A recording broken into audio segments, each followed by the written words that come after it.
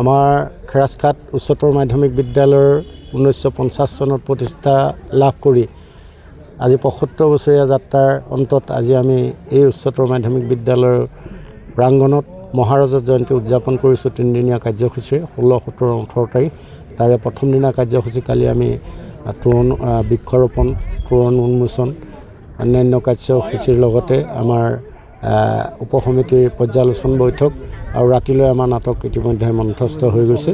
আজি পুৱাৰ আমাৰ অনাধ্য কাৰ্যসূচীৰে আমি আমাৰ 75খন পতাকাৰে আমি পতাকাবেদীত পতাকা উত্তোলন কৰা হৈ গ'ল। ইয়াৰ পিছতে আমাৰ প্ৰয়াত প্ৰধান শিক্ষক স্বনামধন্য ৰাম শৰ্মা ছাৰৰ প্ৰতিমূৰ্তি, আবক্ষ প্ৰতিমূৰ্তি উন্মোচন কৰিলেহি আমাৰ যোৰহাটৰ প্ৰাক্তন শিক্ষাগুৰু ৰোহিত মহন্ত ছাৰে। তেখেতৰ বহুদূৰ যাত্ৰা কৰি আহি আমাৰ এই বিদ্যালয়ত আবক্ষ মূৰ্তিভাগ উন্মোচন কৰিলে।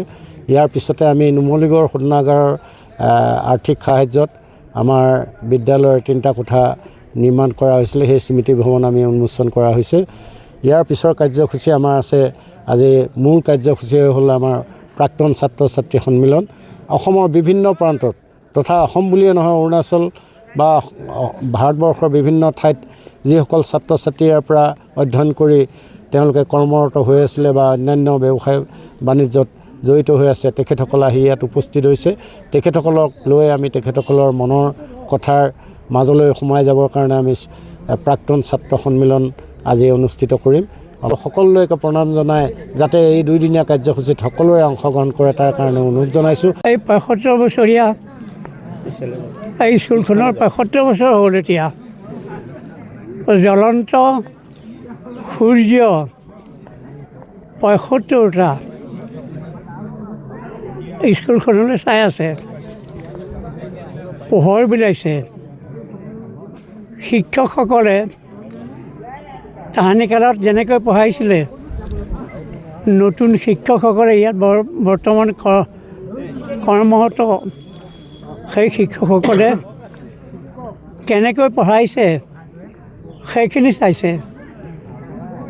অকণ ল'ৰা ছোৱালীবোৰ অকণ বুলি নহয় আৰু ডাঙৰ হ'ল, সেই ল'ৰা ছোৱালীবিলাকে কিমান আন্তৰিকতাৰে পাঠবিলাক গ্ৰহণ কৰিছে, সেইটো এই জ্বলন্ত সূৰ্য 75টা জ্বলন্ত সূৰ্য চাই আছে। আগলৈ যাতে ধুনীয়াকৈ এই 75 বছৰত যেনেকৈ কাৰ্যক্ৰমণিকাবিলাক লৈ থকা হৈ গৈ আছে, ঠিক তেনেকৈ যাতে লৈ গৈ পেলাই এটা বিশেষ স্থান পাবগৈ পাৰে, সেইখিনি আমি প্ৰত্যেকেই আশা কৰোঁ। আটাইতকৈ সুখী হৈছোঁ। আমি এই বিদ্যালয়ৰ পৰা 1973 চনতে SSLC পাছ কৰি গৈছোঁ। তাৰপৰা এতিয়া 75 বছৰৰ যিটো অনুষ্ঠান, এই অনুষ্ঠানত অতি আপ্লুত হৈছোঁ আৰু অতি সুন্দৰকৈ এই অনুষ্ঠান আৰম্ভ হৈছে। আমি 64 চনৰ পৰা যিসকলে ইয়াৰ পৰা পাছ কৰি গৈছে সকলোকে আজি লগ পাই পেলাই বহুত আনন্দিত হৈছোঁ। আমাৰ পাছৰ ছাত্ৰ ছাত্ৰীসকল, আমাৰ লগৰ ছাত্ৰ ছাত্ৰীসকল, 70 দশকৰ ছাত্ৰ ছাত্ৰীসকল, 80 দশকৰ ছাত্ৰ ছাত্ৰীসকল সকলোকে আমি লগ পাইছোঁ।